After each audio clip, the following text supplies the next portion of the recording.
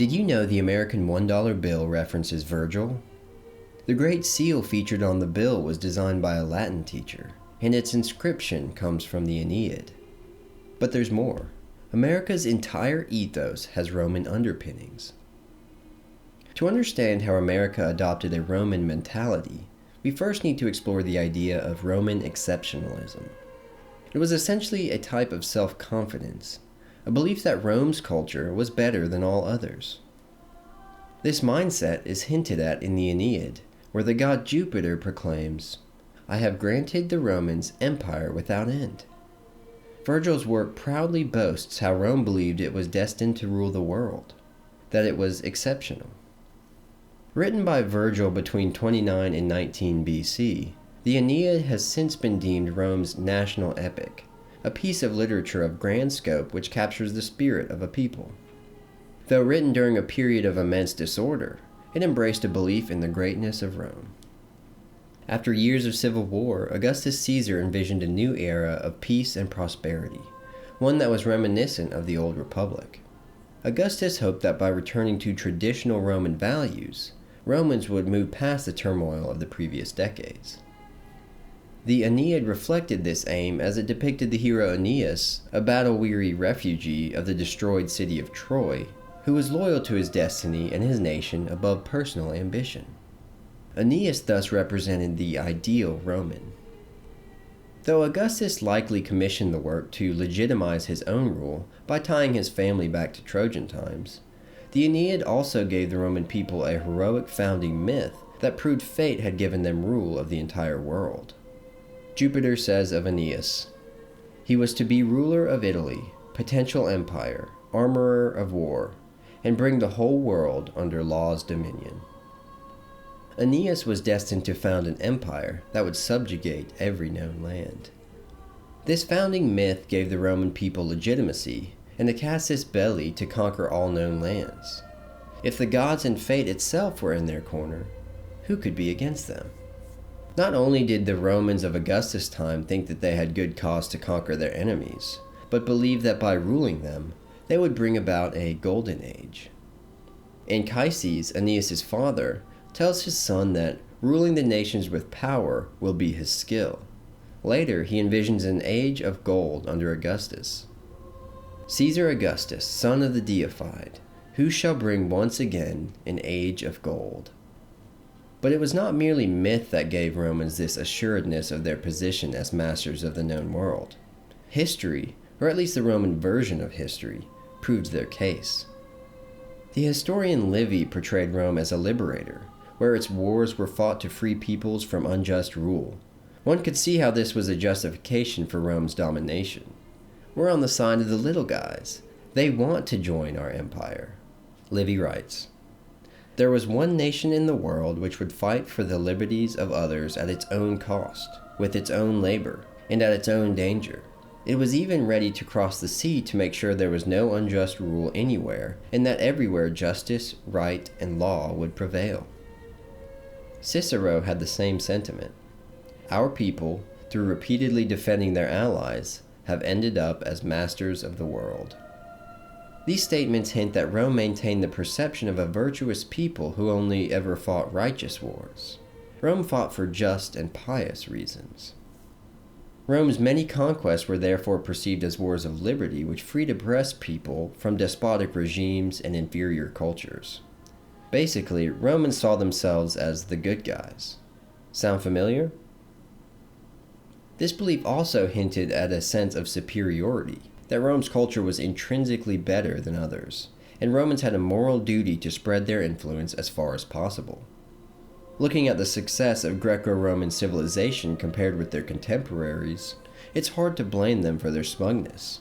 Rome's technological, military, and cultural dominance was proof of its greatness. But Rome was far from the only culture to view itself as exceptional. Nearly 2,000 years later, another nation birthed from outcasts fleeing persecution embodied the same self-confidence. America, forged from adventurers, exiles, and the religiously persecuted, viewed its founding myth and subsequent expansion along the same lines as Rome. Just like Aeneas established Italy as the base of an empire, Americans sensed their newfound nation was destined to expand. America's geographical position naturally lent itself to westward expansion. The original colonies occupied the far east side of a massive continent, only sparsely populated by disunified native tribes. And like Rome, God was on their side. On the Great Seal of the United States, an eye watches over a pyramid with the motto, Annuit Coeptis, inscribed. According to the designer Charles Thompson, a Latin teacher at the Philadelphia Academy, the eye over the pyramid and the motto Annuit Coeptis allude to the many signal interpositions of Providence in favor of the American cause. More specifically, the term Annuit Coeptis means, He has favored our endeavors, and no doubt was influenced by a battle scene in the Aeneid. In the scene, the future king Ascanius requests Jupiter's aid in defeating the native Italians in order to found a new nation, pleading, "Favor my endeavors, Jupiter." In the 19th century, a new term emerged to describe the American cause, manifest destiny. It inspired settlers and soldiers to bring the light of civilization to the ends of the earth. First appearing in an article by newspaper editor John O'Sullivan in 1845, the phrase was used to support the U.S.'s case in an ongoing Oregon boundary dispute with Great Britain. He wrote it was America's destiny to control North America. And that claim is by the right of our manifest destiny to overspread and to possess the whole of the continent which Providence has given us for the development of the great experiment of liberty. O'Sullivan believed God had given the U.S. a mission to spread Republican democracy everywhere. Since Britain was not a democracy, it had no claim to the Oregon Territory. For O'Sullivan, manifest destiny was a moral obligation. There were three main assumptions behind manifest destiny: the unique moral virtue of the United States, the world would benefit by the spread of republicanism and the American way of life, and America was guaranteed to succeed in its mission. Not too different from the Roman idea of exceptionalism, right? But unlike Rome's concept of exceptionalism, manifest destiny was not necessarily a call for expansion by force. The U.S. could grow without direct military intervention. As Americans immigrated to new regions, they would set up democracies and gradually be added to the fold.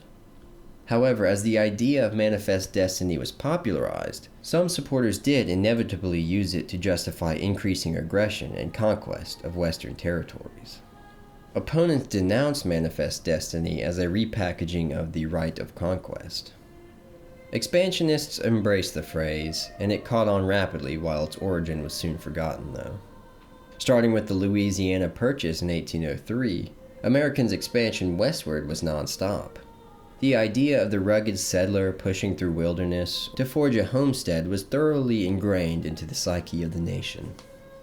And it was settlers doing exactly that who ensured manifest destiny was more than an idea, but a reality. Continental expansion eventually devoured the entire western half of the continent, from Montana to California. The only other civilization's expansion that can be compared to America's in terms of sheer cultural and technological ingenuity and lasting influence was Rome's. Rome transformed the Mediterranean world and laid a foundation for all civilizations after it.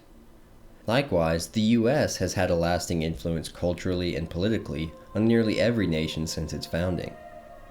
Their shared ethos, the belief that they were exceptional, is what propelled them to glory.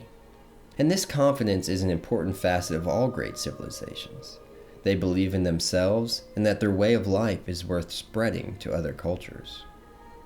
Which begs the question, do we still believe in our culture today? Sometimes the only thing separating a civilization from decline or revitalization is self-confidence. Thanks for watching this video. If you like more, please like and subscribe, and consider joining our Substack community to join our mission of highlighting the truth and beauty of Western civilization. Link below, and catch you next time.